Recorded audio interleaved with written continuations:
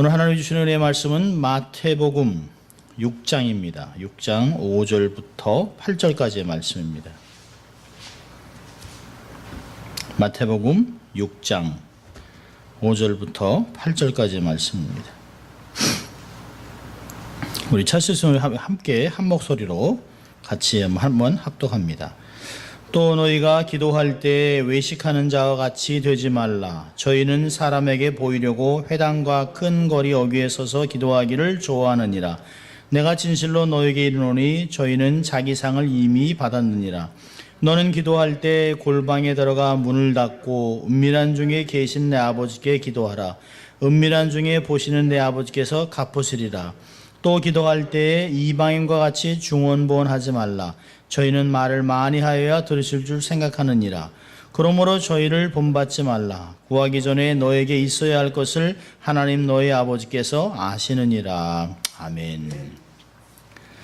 마태복음 5장, 6장, 7장은 신앙생활 하는데 가장 기본적인 아마 신앙 고백서 같은 것입니다. 특별히 마태복음은 왕의 복음인데요. 그 당시에 예수를 처음 믿은 사람들에게 어떠한 삶을 살아야 될 것인가를 가르쳤을 것이에요. 그래서 예수님이 행하셨던 가르침의 가장 핵심적인, 가장 기본적인 하나님의 나라, 하나님의 나라의 백성, 그들의 삶의 어떤 모습을 가르치셨을 것입니다. 5장에서는 팔복을 가르치시고 6장에 와서는 이제는 외식하지 말아라. 세상에서 이렇게 살아가면서 율법을 잘못 오해하고 말씀대로 삶을 살지 않는 사람들을 따라하거나 그들을 흉내내지 말아라 라고 하는 말을 합니다. 그래서 6장에서는 형식적인 외식을 얘기하고 7장에서는 지식적인 외식을 얘기합니다. 6장에서 세 가지를 얘기했죠. 외식, 구제할 때 외식하는 자가 되지 말아라. 또 오늘은 기도할 때에 외식하는 자가 되지 말아라 라고 얘기합니다. 또 16절에 가서는요, 금식할 때 너희는 외식하는 자들과 같이 되지 말아라 라고 얘기합니다. 저희는 이미 다 상을 받았느니라. 2절에서도 저희는 자기 상을 이미 받았느니라. 또 5절에서도요, 저희는 자기 상을 이미 받았느니라. 16절에서도요, 마지막에 보니까 이름으로 이르노니 저희는 자기 상을 이미 받았느니라. 이렇게 반복해서 얘기하고 있습니다. 그러면서 정말 우리가 추구해야 되는 상은 뭐냐면 4절에 보니까 은밀한 중에 보시는 너희 아버지가 갚으시리라. 6절에서도요, 은밀한 중에 보시는 내 아버지께서 갚으시리라. 18절에요, 마지막에도 은밀한 중에 보시는 내 아버지께서 갚으시리라. 이걸 반복해서 가르치고 있습니다. 세 가지를 지적하고 세 가지가 잘못된 것을 이야기하고 이렇게 되지 말아라. 그리고서 은밀한 중에 구제하고 은밀한 중에 기도하고 은밀한 중에 금식하면 은밀한 중에 보신 하나님이 너희들에게 상 주실 것이다 라고 하는 것들을 우리에게 가르쳐주고 있습니다. 오늘은 어떻게 기도할 것인가를 가르친 후에 다음 주부터는 주기도문을 봅니다. 너희는 이렇게 기도해라 라고 주기도문을 가르치는 것을 볼 수 있습니다. 우리가 보면 그 말씀은 우리의 신앙의 믿음의 양식, 또 기도는 믿음의 호흡이라고 하는 얘기를 합니다.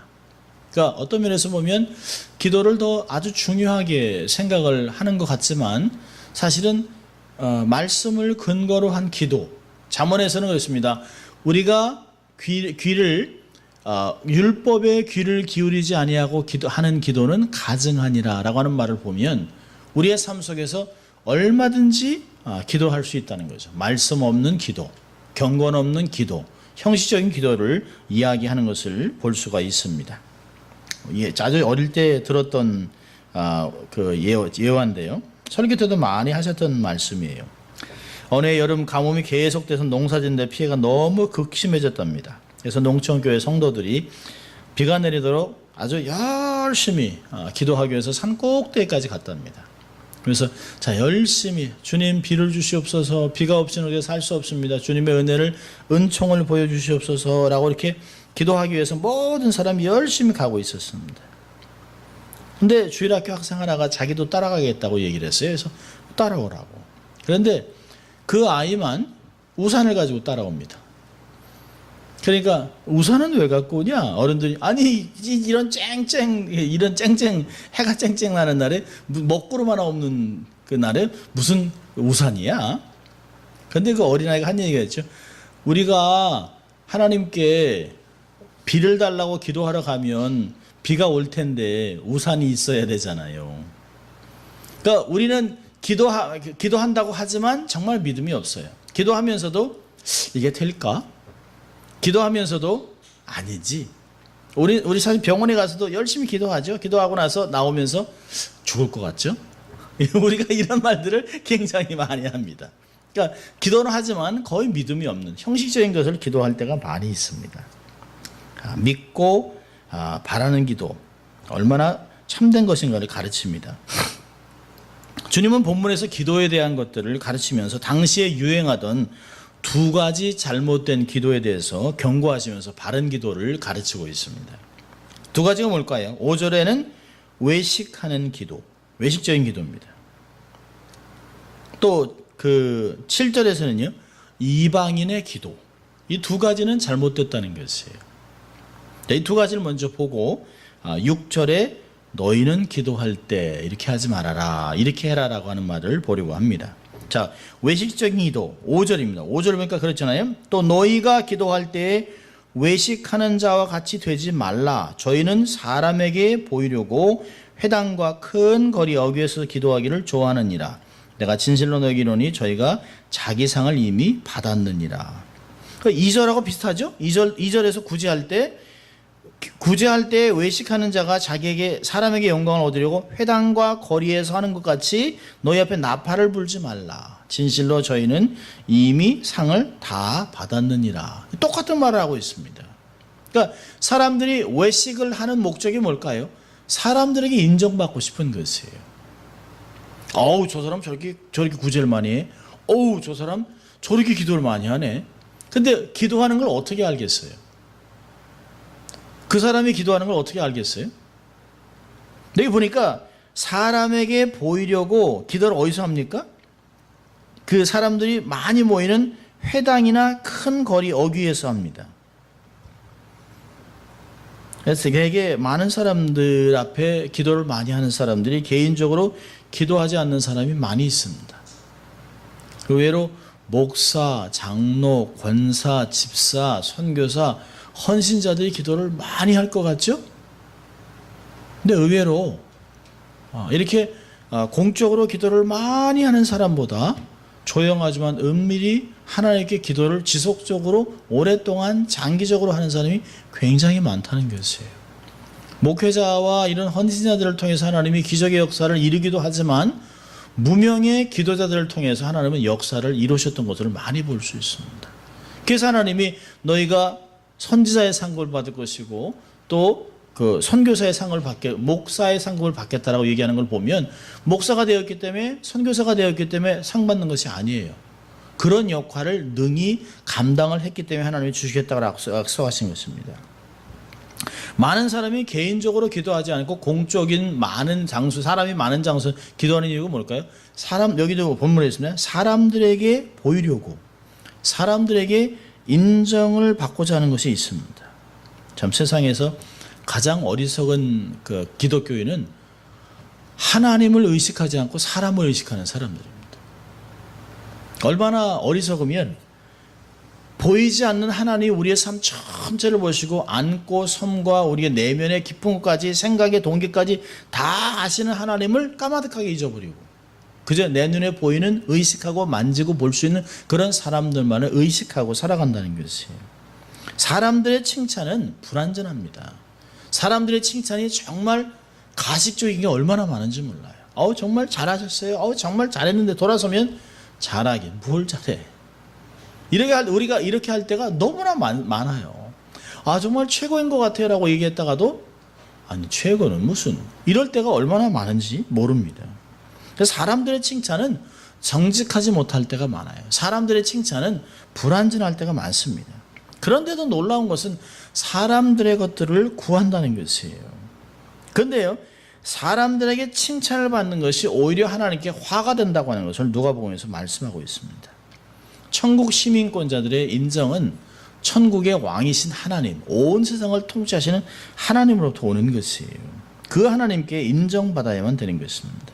우리의 기도도 사람이 아닌 예수님께, 하나님께 인정받는 기도가 되어야 되는 것입니다. 근데 하나님께서 기도하는 자를 기뻐하지만 동기가 순수하지 못할 때 기도를 안 받겠다고 얘기하셨어요. 야고보서 4장 3절 보니까 구하여도 받지 못함은 정욕으로 쓰려고 잘못 구함이니라. 우리가 기도할 때 보면 응답이 안 되는 이유가 여러 가지가 있습니다.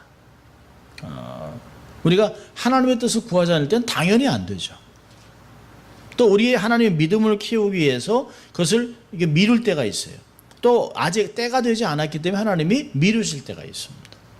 어떤 때는 그것이 우리에게 하나도 도움이 안 되기 때문에 하나님이 노 하실 때가 있어요.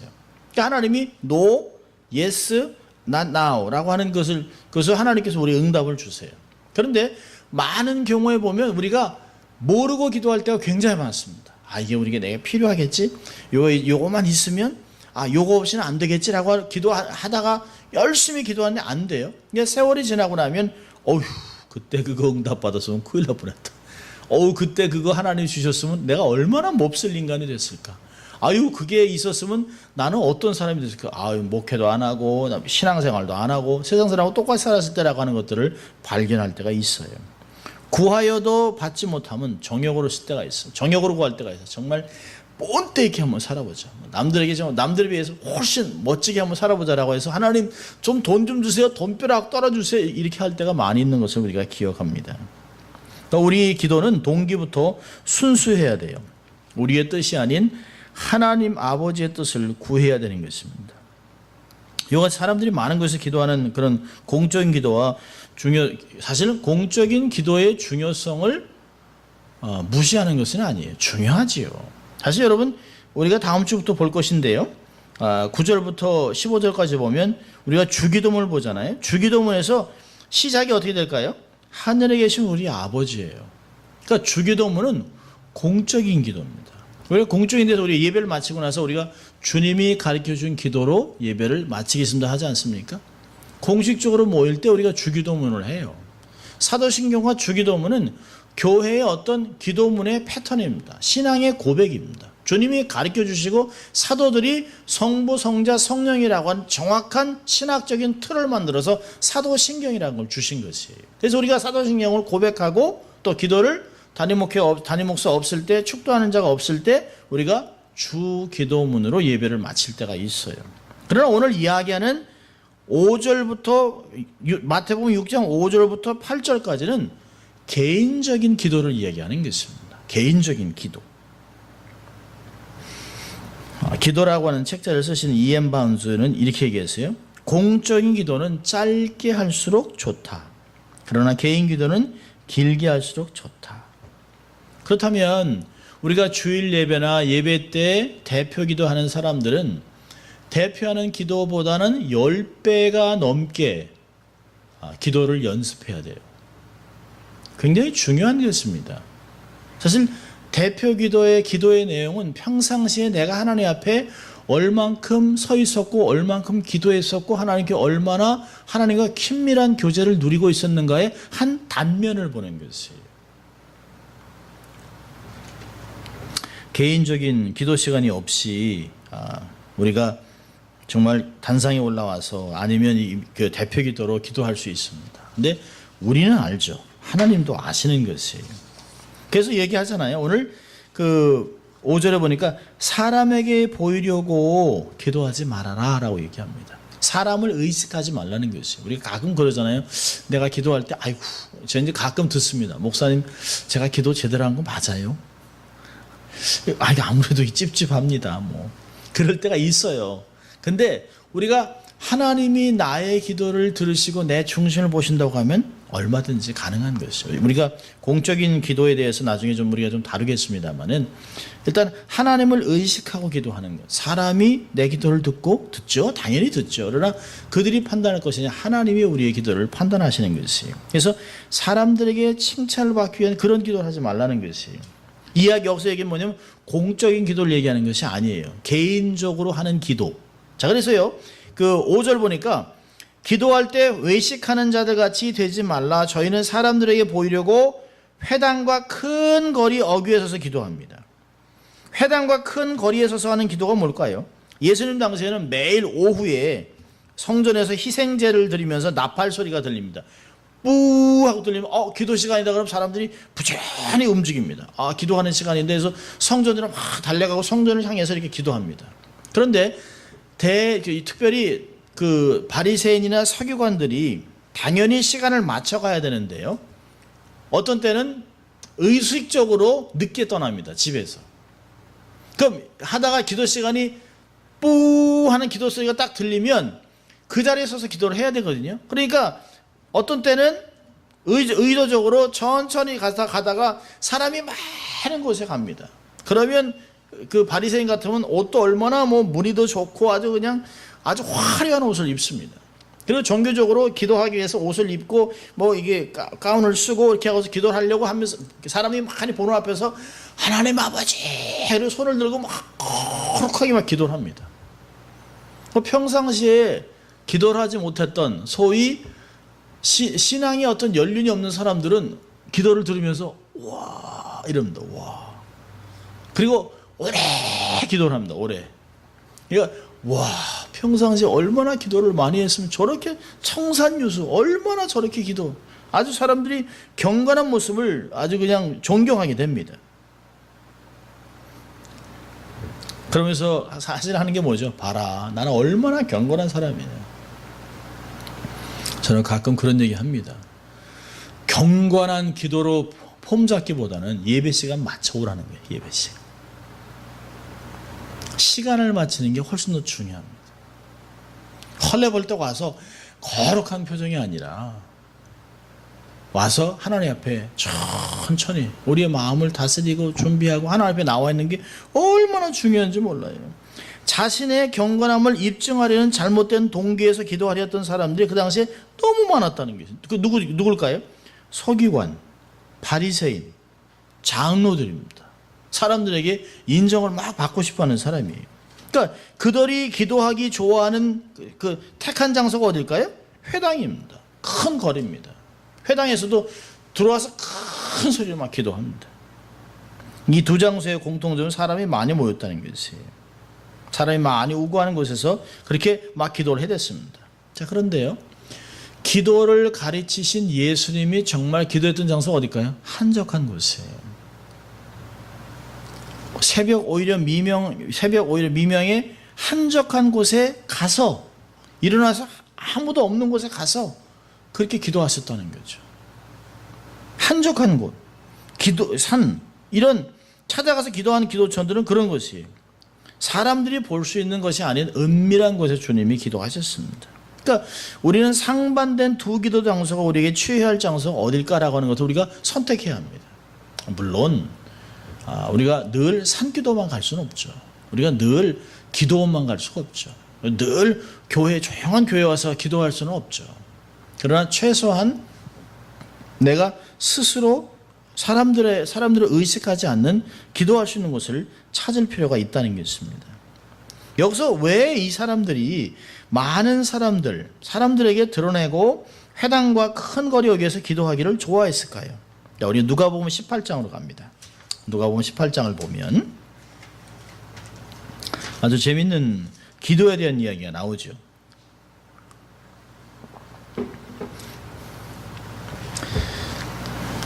이 보면 1절부터 8절까지는 비유를 얘기하고요. 그러면 설명을 합니다.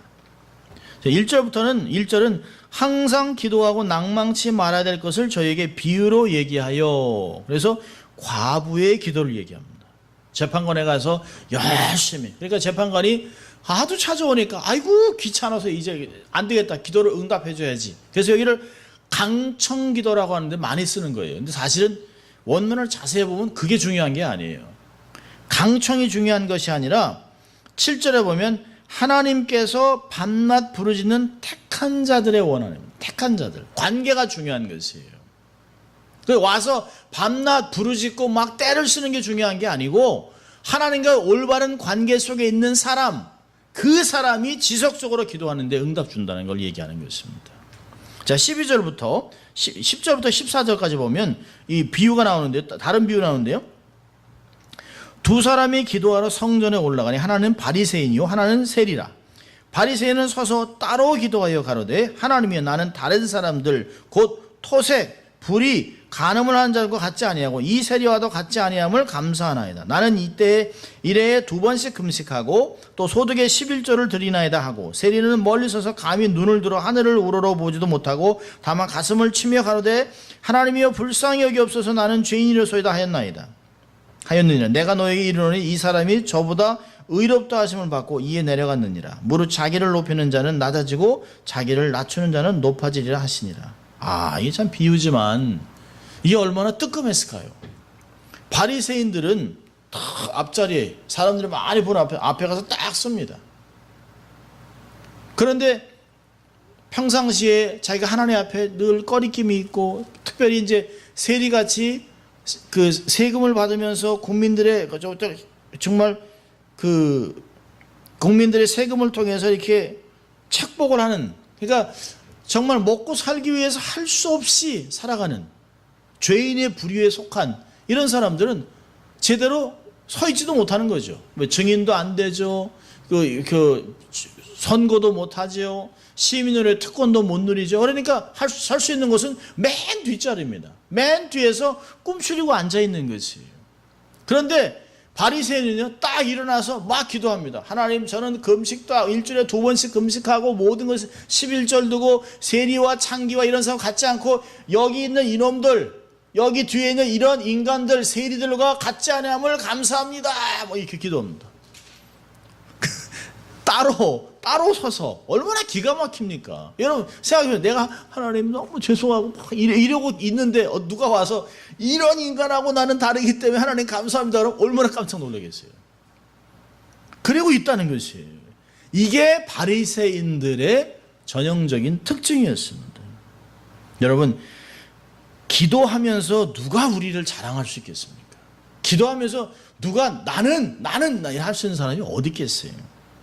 우리의 자랑은 오직 주님 안에서 받은 은혜를 자랑할 뿐입니다.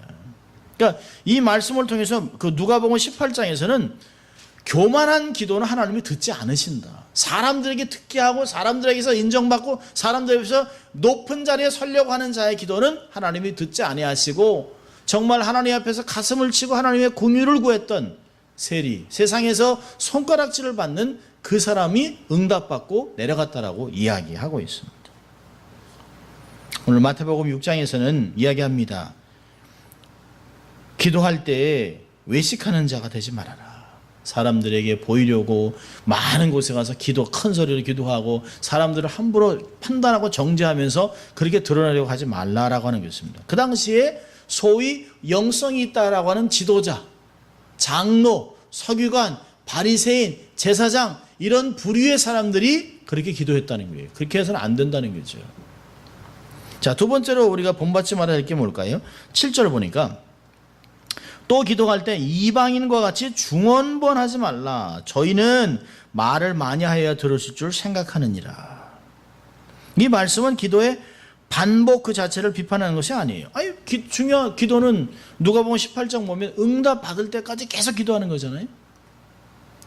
그러니까 기도를 반복해서 동일한 기도를 응답받기 위해서 계속 기도하고 하루, 이틀, 일주일, 1년, 2년 그런 기도를 부정하는 것이 아니에요. 그런 얘기를 하는 것이 아니에요. 중언번이라고 하는 단어는 헬라 단어는 아무 뜻도 없이 말을 되풀이하고 자꾸 말을 갖다 붙이는 거예요. 그러니까 결국은 기도하다 보면 끝에 어떻게 그 기도를 마칠지 몰라요.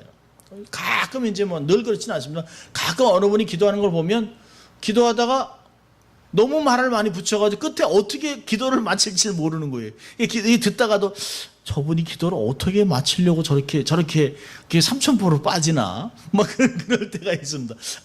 기도가 처음에 이렇게 기도하다가 이렇게 막 너무 이렇게 가지를 많이 쳤어요. 그러다가 이분이 돌아오는 길을 잃어버린 거예요. 그리고 마지막에 하나님의 영광이 드러나기 원합니다. 근데 앞에 기도하고는 전혀 뒤가 맞지 않습니다. 그런 것들을 얘기하는 거예요. 그러니까 마음이 실려지지 않는 기도, 기도를 위한 기도, 무의미하고 생명 없는 기도를 반복하지 말라는 것이에요. 사실 기도가 없는 종교는 없어요. 모든 종교마다 다 있습니다. 불교도 뭐 108번뇌가 있죠, 3000배가 있죠, 100배가 있지요.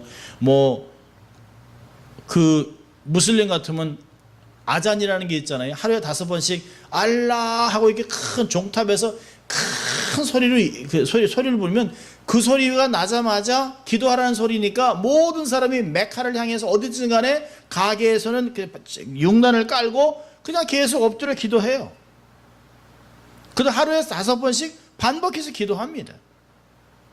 힌두도 없나요? 힌두교도 기도 있죠. 다 있습니다. 모든 종교는 다 기도가 있어요. 열심, 경건의 모든 부분들이 있습니다. 근데 이방 종교의 기도에서 나타나는 특징이 뭐냐면 중언부언입니다. 중언부언. 어떤 공식 같은 것을 만들어 놓고 반복하고 장시간을 기도하면 신이 감동해서 들어올 것이라는 생각이 있습니다. 그래서 얼마나 정성을 들이는지 몰라요. 무당, 박수, 굿할 때 이들이 며칠씩 금식도 하고요. 이른 새벽에 일어나서 꼭두새벽같이 일어나서 해가 뜨기도 전에 가서 찬물로 샤워를 하고 목욕제게 하고 흰옷을 빨아 입어서 속옷부터 완전히 옷을 새 거로 입고 그리고 정말 부정 타는 건 하나도 안 하고 부정 타는 거 안 먹고 부정 타는 거 하나도 보지 않고 이러면서 자기를 준비하고 그 구술하려고 준비해요. 그리고 작두를 타는 거예요. 그리고 구술하는 것입니다. 지극정성이죠. 자기들이 이렇게 지극정성하면서 뭐라고 합니까? 제사를 부탁했던 사람들에게 정성을 더하라고 얘기합니다. 당신들도 깨끗하게 하고 부정탈일 하지 말고 그리고 정성을 더하라고 정성을 요구합니다. 우리말에도 그런 말 있잖아요. 지성이면 감천. 우리가 열심히 한 번, 두 번 계속 열심히 하면 하나님이 괜찮네. 그리고 들어주고 아니요, 그렇지 않아요. 여러분, 지성이면 감천이라는 게 뭘까요? 자기 의를 드러내는 것이에요. 자력구원을 얘기하는 거예요. 내가 열심히 해서 하나님을 바꿔보겠다는 거예요. 하나님의 뜻이 이게 아닌데 지성이면 감천 계속하는 거예요. 계속 반복해서 하나님이 노하는데도 계속하는 거예요. 그래서 결국은 하나님 마음을 바꿔보겠다는 거예요. 기독교의 기도는 그게 아닙니다. 이방인의 기도에는 공통적인 규례가 있어요. 2가지가 있습니다.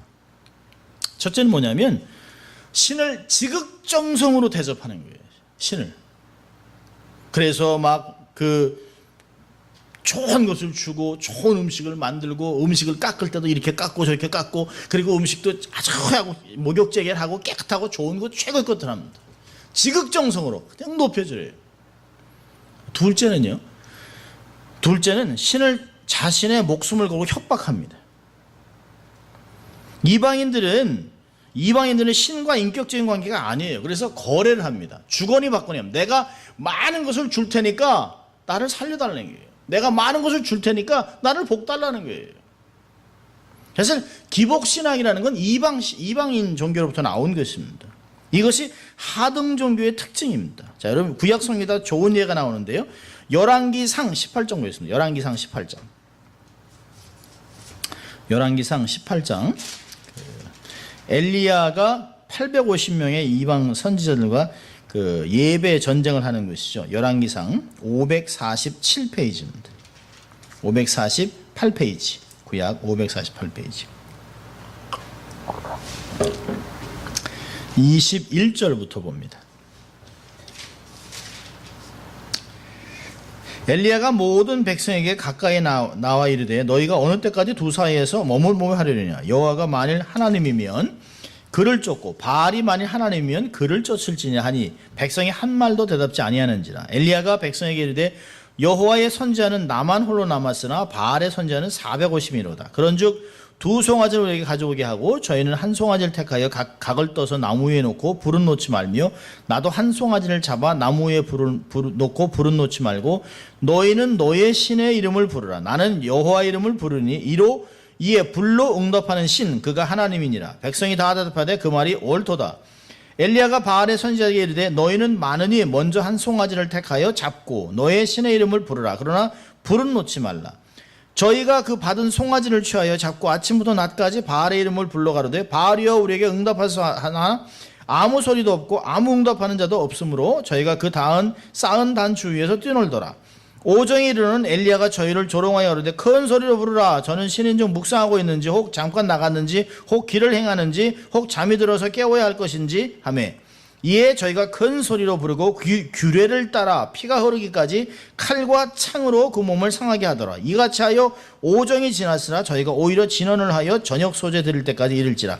아무 소리도 없고 아무 응답하는 자도 없고 아무 돌아본 자도 없더라. 엘리야가 모든 백성을 향하여 이르되 내게로 가까이 오라. 백성이 다 저에게 가까이 오매 저가 무너진 여호와의 단을 수축하되 야곱의 아들들의 지파의 수요를 따라 12돌을 취하니 이 야곱은 여호와께서 옛적에 저에게 임하여 이르시기를 내 이름을 이스라엘에 하리라 하신 자더라. 저가 여호와의 이름을 의지하여 그 돌로 단을 쌓고 단으로 돌아가며 곡식 종자 두세 알을 용납할 만한 도랑을 만들고 또 두 나무를 버리고 송아지에 각을 떠서 나무 위에 놓고 이르되 통 넷에 물을 채우다가 번제물과 나무 위에 부으라 하고 또 이르되 다시 그리하라 하여 다시 그리하니 또 이르되 세 번 그리하라 하여 세 번 그리하니 물이 단으로 두루 흐르고 도랑에도 물이 가득하게 되었더라. 저녁 소재 드릴 때 이르러 선지자 엘리야가 나아가 말하되 아브라함과 이삭과 이스라엘 하나님 여호와여 주께서 이스라엘 중에서 하나님의 되심과 내가 주의 종이 됨과 내가 주의 말씀대로 이 모든 일을 행하시는 것을 오늘날 알게 하옵소서. 여호와여 내게 응답하소 이 백성으로 주 여호와는 하나님이신 것과 그 저희의 마음으로 돌이키게 하는 것과 주는 저희의 마음으로 돌이키게 하는 것을 알게 없어서 하며 이에 여호와의 불이 내려서 번제물과 나무와 돌과 흙을 태우고 또 도랑에 물을 핥은지라. 모든 백성이 보고 엎드려 말하되 여호와 그는 하나님이시로다 여호와 그는 하나님이시로다 하니.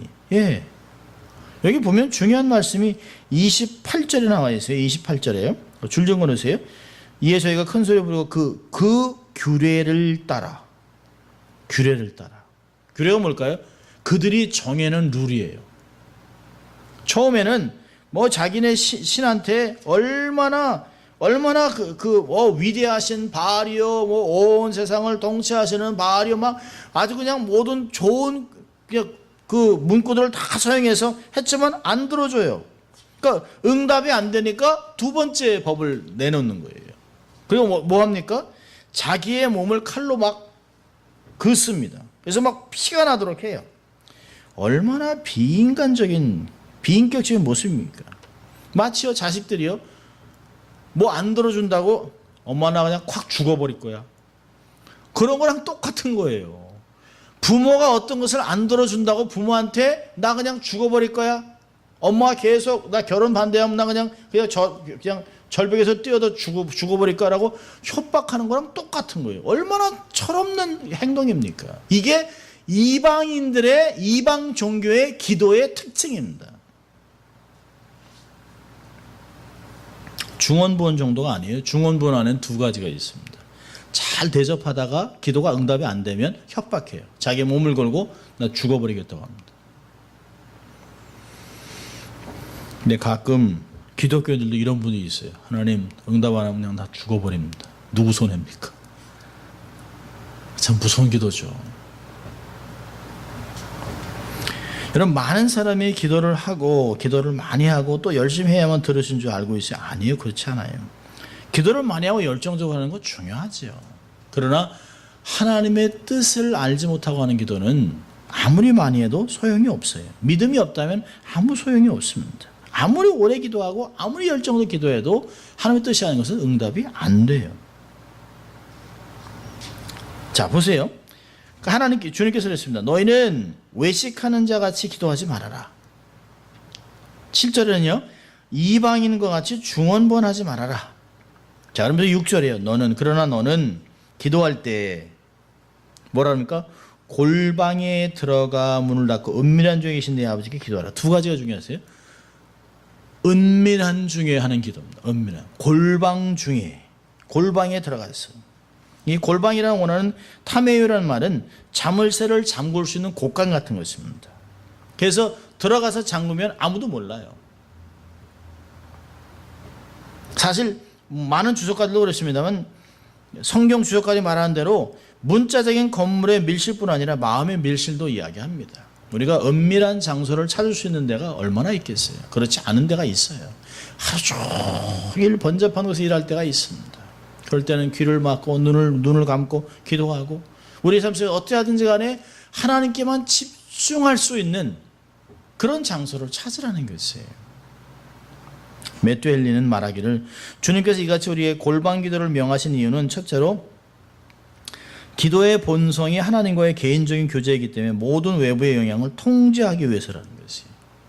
둘째로는요, 자기의 형편과 사정을 가장 자유롭게 아뢰 수 있기 때문에 사람이 많은 곳에서는 큰 소리로 기도하기가 어렵잖아요.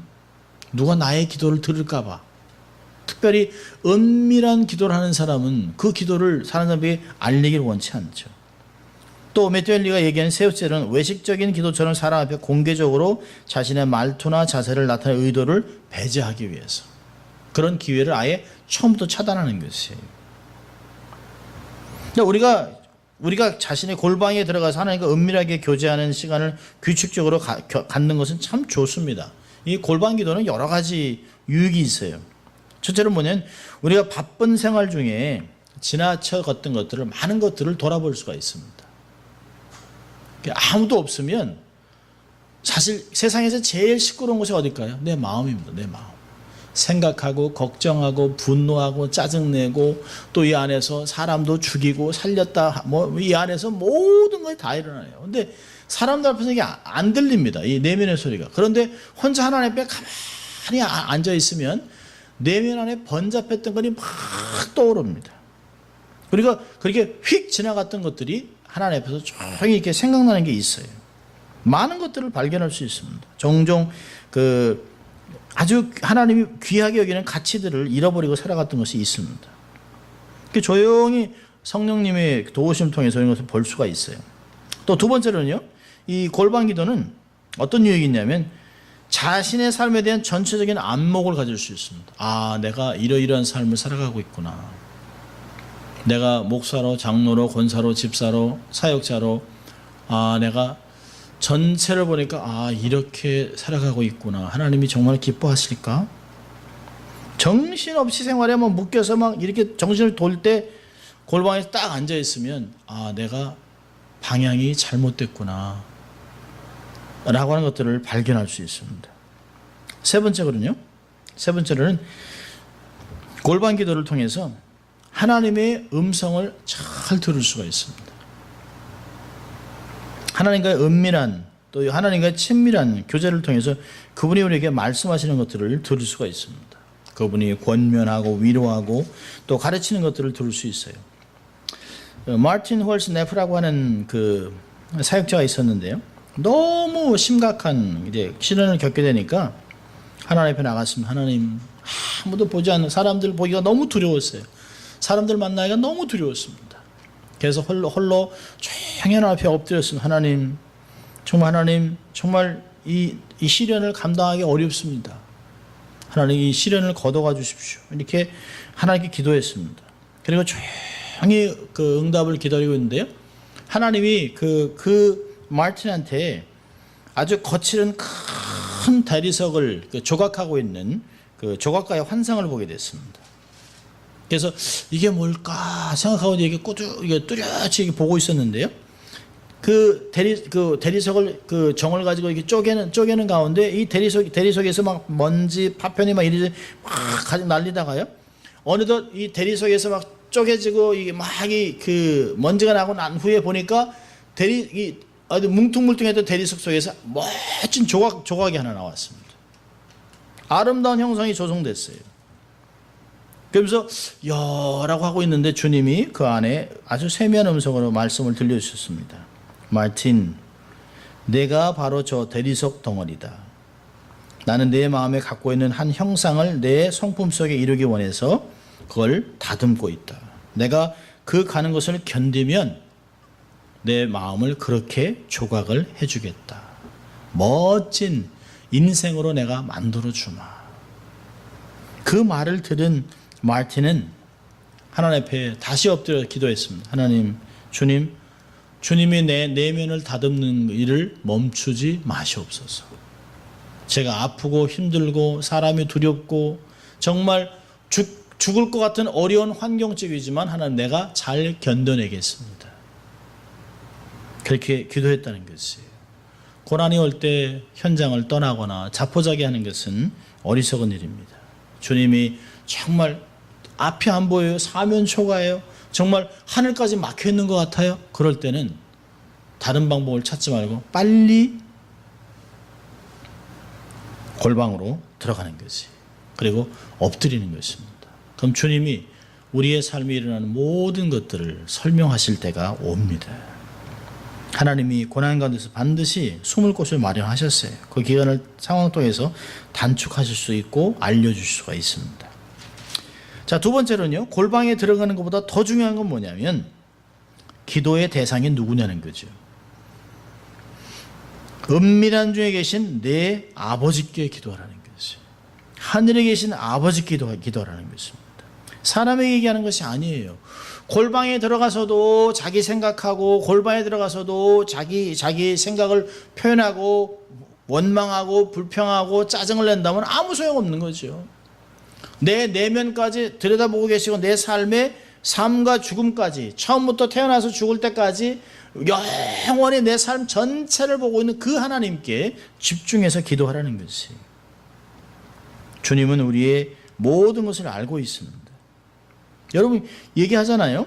8절에 그러므로 이제 결론을 합니다. 그러므로 외식하는 자들이나 이방인과 이들을 본받지 말아라.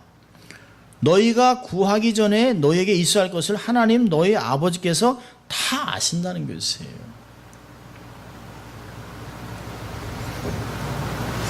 우리는 사실 어떤 때는 그런 질문을 하잖아요. 하나님이 정말 이 상황을 아실까? 하나님이 정말 보시고 계실까? 하나님이 정말 모르시는 것 같아. 하나님 관심도 없는 것 같아라고 하는 생각을 할 때가 있습니다. 근데 그렇지 않아요. 제자들이 밤새 노를 지어서 정말 디베랴 바다를, 그 호수를, 갈릴리 호수를 건너갈 때 풍랑 때문에 힘들어하니까 주님이 산에 계셨지만 다 아셨어요. 그래서 그 고통당하는 제자들에게 물 위로 걸어오세요. 그리고 풍랑을 잔잔케 하고 그들의 마음을 위로하고, 그게 원하는 반대편으로 그 제자들을 인도하셨던 것을 볼 수 있어요. 주님이 멀리 떨어지셔서도 다 알고 계세요. 그리고 우리의 상황들을 너무너무 잘 알고 있습니다. 주님이 곁에 당장 내 눈에 보이지 않고 내가 느끼지 못하고 내가 알지 못한다고 해서 주님이 우리의 상황을 모르는 것이 아니에요. 우리와 달라요. 주님은 전지전능하시고 무소부지하시고 모든 것을 알고 계시는 분입니다. 우리의 삶에는 풍랑 때문에 두려워하지 마세요. 우리의 삶의 앞에서 힘든 것 때문에 낙심하지 마세요. 풍랑이든 어떤 것인지 주님은 다 알고 다 해결해 줄 수 있습니다. 자, 오늘 본문에서 중요한 것 두 가지를 가리킵니다. 기도에 대해서. 자, 교훈 두 가지 보고 마치는데, 첫째는 기도는 길이보다 깊이가 중요한 것입니다. 길이. 이방인처럼 말을 많이 하거나 오래 하는 것이 중요한 것이 아니에요. 하나님의 뜻을 헤아리고 기도하는 것이 중요합니다. 하나님의 뜻이 아닌 것은 10년, 100년을 기도해도 응답이 안 돼요. 근데 하나님의 뜻을 알면 주여! 라고 하는 한마디로도 응답이 될 수 있어요. 기도는 길이가 아니에요. 깊이입니다. 깊이. 두 번째는요, 기도는 관계입니다. 관계가 중요합니다. 하나님을 알고 기도하는 것이 중요해요. 하나님이 도대체 어떤 분인지, 하나님은 어떤 뜻으로 우리의 인생을 인도하시는지, 하나님은 우리에게 무엇을 요구하시는지, 긍휼을 베푸시고 자비를 베푸시고 사랑하시는 하나님, 우리의 삶을 인도하시는 하나님을, 그 하나님을 알고 기도하면 다른 것이에요. 우리의 필요를 아시고 주시는 하나님, 그분이 기뻐하는 것이 무엇인지 추구하게 하면 되는 것이에요. 그래서 사실 6장의 결론적인 말씀인 33절에서는 이렇게 얘기합니다. 6장 33절에 너희는 먼저 그의 나라와 그의 의를 구하라. 그리하면 이 모든 것을 너희에게 더하시리라. 주님이 결정적으로 얘기하시는 것이죠. 하나님을 알면, 하나님의 뜻을 알면, 그래서 성령님이 우리가 하나님의 뜻도 알지 못하고 기도하니까 우리 안에서 탄식하며 성령님이 기도하면서 우리의 삶을 인도해 나간다라고 로마서 8장 26절은 이야기합니다. 기도는 깊이에 관계에 있습니다. 기도는 하나님과 관계가 중요한 것입니다. 이방인같이 많이 하고 오래 하고 의미 없는 형식적인 것이 중요한 것이 아니라 형식보다 더 중요한 것은 관계입니다. 그런 기도를 통해서 하나님 앞에 기도하는 모든 것들이 응답받는 여러분들 되시기를 주의 이름으로 축원합니다. 기도하겠습니다. 하나님 아버지 감사합니다. 오늘도 하나님 말씀을 통하여 우리가 어떠한 기도를 해야 될지 가르쳐 주신 주님, 그렇습니다. 우리가 많이 기도하고 오래 기도하고 그러나 하나님의 뜻을 모르는 가운데 방황하는 자들이 아니라 하나님의 뜻을 정확하게 깨닫고 하나님과 관계 속에서 온전한 기도를 통해 하나님이 은밀하게 보시고 들으시고 아시는 하나님으로부터 다 응답받는 저희들 될 수 있도록 하나님 축복하여 주시옵소서. 감사하고 예수님 이름으로 기도합니다. 아멘.